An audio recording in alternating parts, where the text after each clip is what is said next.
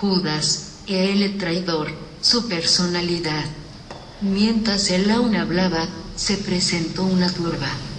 Y el que se llamaba Judas, uno de los 12, iba al frente de ellos. Y se acercó hasta Jesús para besarle. Entonces Jesús le dijo: Judas, con un beso entregas al Hijo del Hombre. Lucas 22, 47, 48. ¿Quién fue Judas Iscariote? ¿Cuál fue su personalidad? Judas recibió un alto rango oficialmente. Tuvo el distinguido honor de que se le confiaran los asuntos financieros del Señor.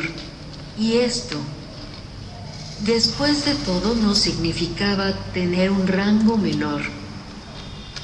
El Señor, que sabe cómo usar todo tipo de dones, percibió que don poseía a este hombre. Él sabía que la impetuosidad irreflexiva de Pedro pronto vaciaría la bolsa, y si la hubiese confiado a Juan, su espíritu amoroso pudiera haber sido tentado.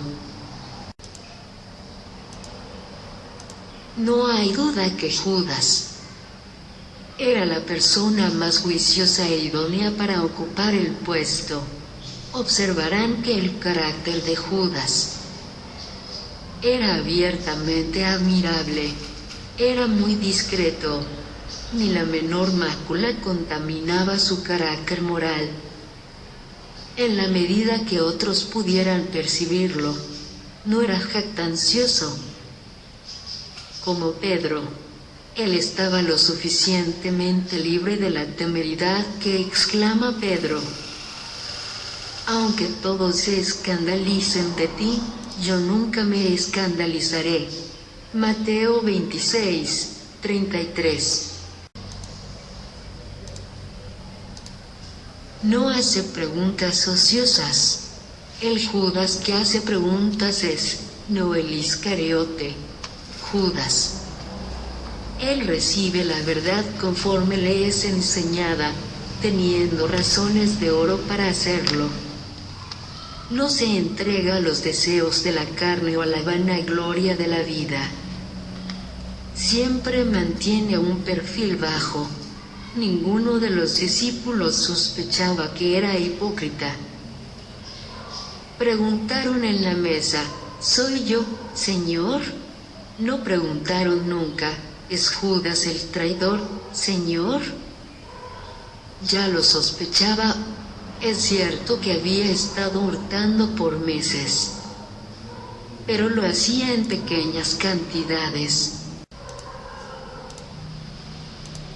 Y cubría también sus desfalcos mediante manipulaciones financieras, que no corría el riesgo de ser detectado.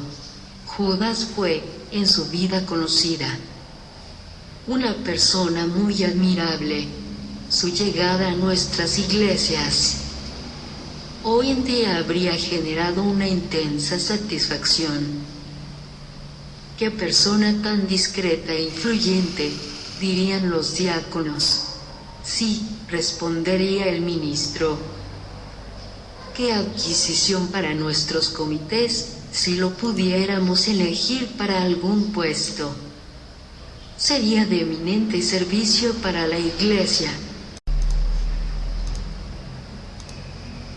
Judas también fue un predicador. Sí, señores. Es más, fue un predicador notable. Y era contado con nosotros, y tenía parte en este ministerio. Hechos 1:17.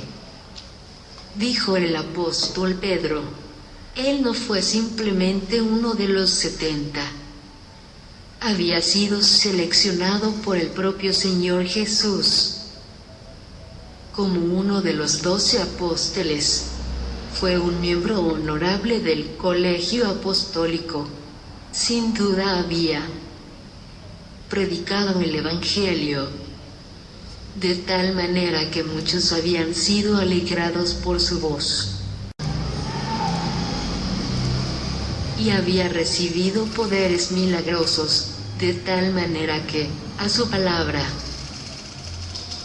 los enfermos habían sido sanados, los oídos de los sordos habían sido abiertos, y los ciegos habían recobrado la vista.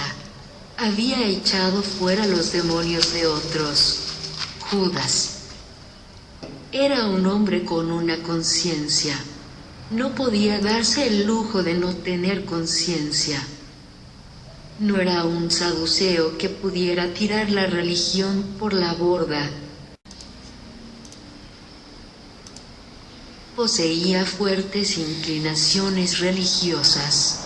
No era una persona corrompida en su vida.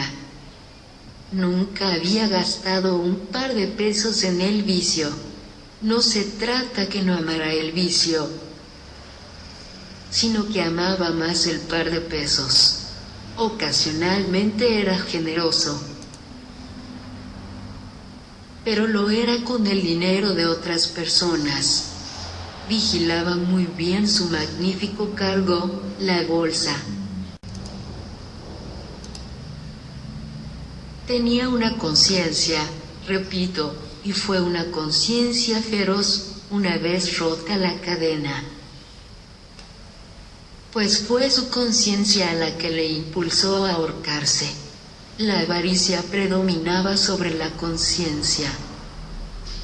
Prefería obtener dinero por la vía honesta, pero si no podía obtenerlo escrupulosamente, entonces podía ser por cualquier otra vía. No era sino un pequeño comerciante, sus ganancias no eran mayor cosa, pues de lo contrario, no habría vendido a Cristo por una suma tan pequeña como esa. Fue un bajo precio el que le puso al Señor. Pero un poco de dinero era algo muy grande para él.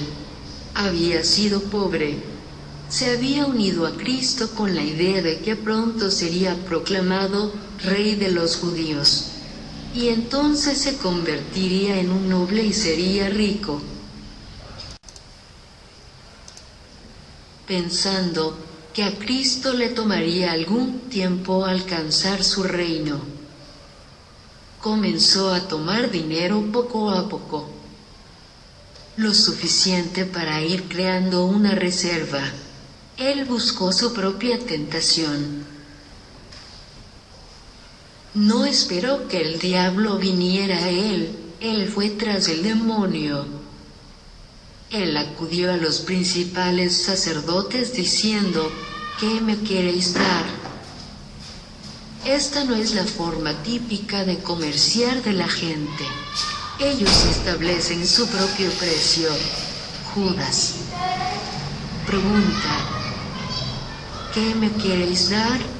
Lo que ustedes quieran. ¿Qué podían darle? ¿Qué quería el hombre? No necesitaba alimento ni vestido. Le iba tan bien como a su Señor y a los otros discípulos. Tenía lo suficiente.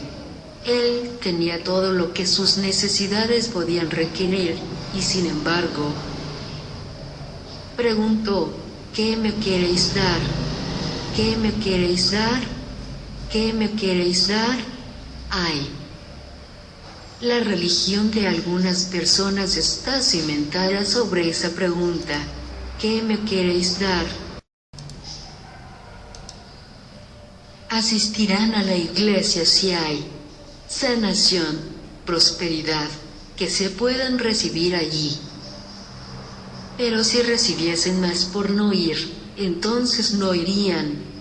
¿Qué me queréis dar? Algunas de estas personas no son ni siquiera tan sabias como Judas.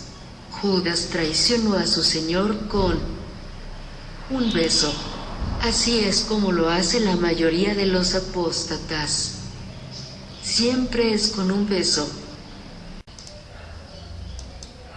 Sin embargo, como caíste del cielo, oh lucero, hijo de la mañana, aquel que fue como un profeta en medio del pueblo, y habló con lengua de sabios, cuya palabra y cuyos portentos demostraban que había estado con Jesús y había aprendido de él. Traicionó al Señor.